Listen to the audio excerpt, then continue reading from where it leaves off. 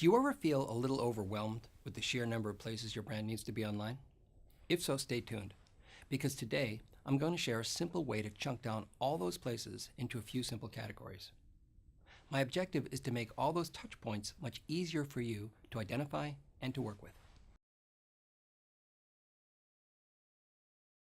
In the 1950s, Neil Borden at Harvard University introduced the idea of the marketing mix. It was his attempt to catalog all the factors a marketer had at his or her disposal to generate demand in the market. The original mix had over a dozen factors, and by his own admission, this list was too long for marketers to use as a day-to-day mental checklist. Recognizing this limitation, another academic, Edmund Jerome McCarthy from Michigan State University, took Borden's core idea and consolidated Borden's mix into four categories of elements that became known as the 4 Ps: product, price, place, and promotion. The way that marketers use these factors has changed radically over the years, but Borden's principle and McCarthy's condensation of it still hold. Now, while many people still define marketing with a narrow focus on promotion, it's important to remember that a true marketer has influence over all 4 Ps and uses them all in a coordinated fashion to stimulate demand for his brand in the market. Place is perhaps the least sexy of the 4 Ps. It refers to the geographies and locations where prospects can access the product. Back in Professor McCarthy's day, place was largely domestic and limited to retail outlets, door-to-door salesmen, vending machines, or mail order. Today, these places have been augmented with thousands of virtual places online where consumers from anywhere in the world can go to access brands, whether to make a purchase or simply to learn more.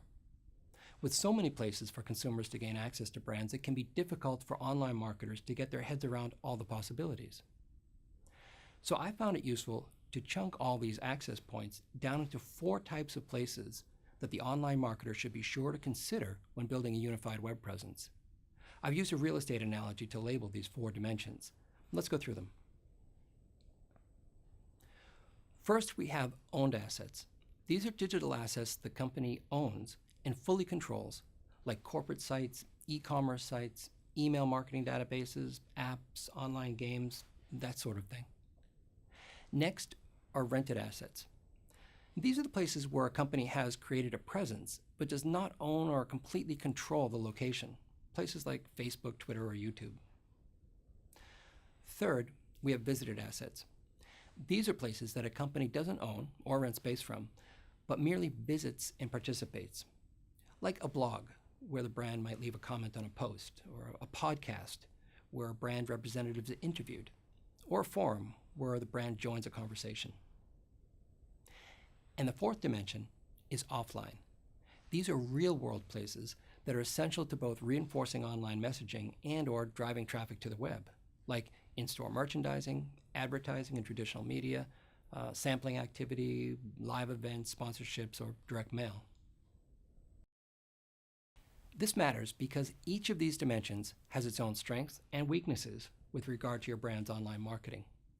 The reason you want to keep them all in mind is that you'll have a more effective online presence if your brand is represented in each dimension and if all 4 are choreographed to work together towards your online marketing objectives.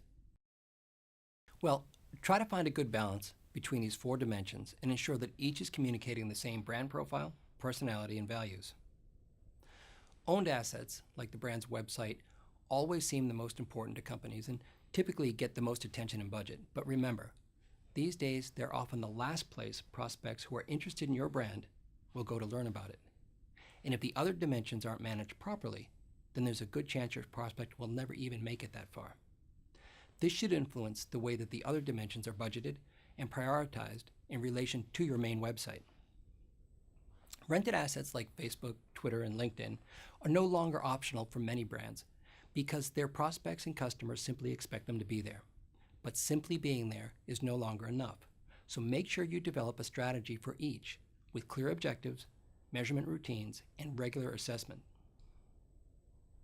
Visited third-party assets, like forums or review sites, are frequently overlooked but probably have the most influence when it comes to shaping consumer perceptions. This is where proactive online networking comes into play. This requires a lot of tact, so you'll need a skilled maven with good judgment. The best way to know where to visit is to use buzz monitoring software, where you constantly scan the web for mentions of your brand or relevant keywords. Many brands lead one life online and a completely separate life offline, and this is a lose-lose proposition. And imagine what it looks like to the prospect who lives with one foot in both worlds 24/7. Offline activities are one of the best, yet most underutilized ways to bolster online performance. If nothing else, use your offline channels to drive people online. And I don't mean just including a URL at the bottom of the page or at the end of the spot. I'm talking about making it the purpose of the ad or the spot to get the prospects online where you can get a hold of them and build a relationship.